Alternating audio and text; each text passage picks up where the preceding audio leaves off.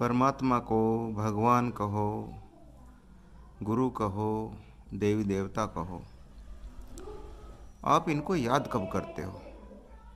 या तो आप डरे हुए होते हो, कहीं ऐसी जगह जा रहे हो जहाँ भूत प्रेत का या कुछ ऐसा मरने का या नुकसान होने का आपको डर है, डरे हुए हो।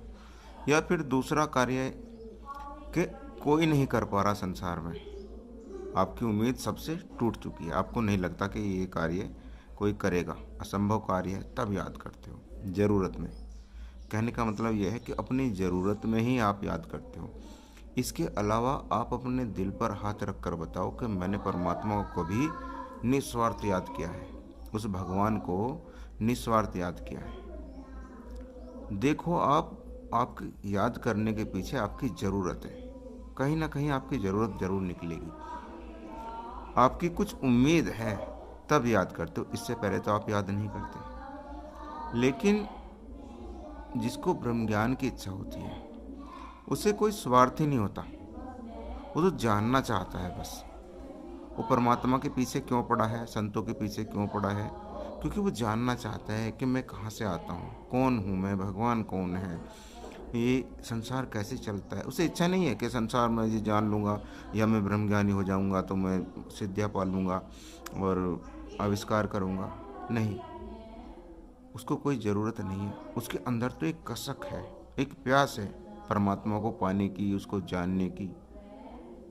उसके अंदर ये इच्छा भी नहीं रहती कि तू सिद्धियाँ प्राप्त कर ले। परमात्मा जब तू बन जाएगा कि मैं ही ब्रह्म हूँ, तब ये करूँगा वो करूँगा, दुनिया तुझे पूछेगी, तेरा पूजन करेगी, तेरा बड़ा सम्मान होगा। कुछ नहीं रहता, कुछ भी नहीं रहता। कोई जिज्ञासा होती ही नहीं, और जिज्ञासा नहीं होती, खाली होता है, तभी उसके अंदर इतना विराट आता है, क्योंकि वो खाली है। अगर भरा हुआ है कोई, तो फिर उसके अंदर से कोई चीज़ दोबारा कैसे भरोगे?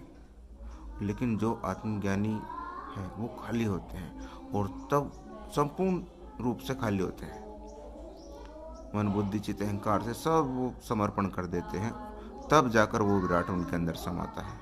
लेकिन तुम भरे हुए हो अपनी इच्छाओं से, अपनी कामनाओं से, और कहते हो कि परमात्मा को जानना है, उनको पाना है, उनको प्राप्त करना है।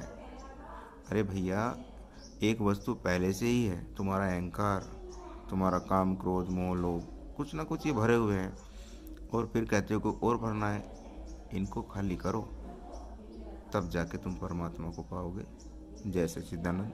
सभी को सादर प्रणाम।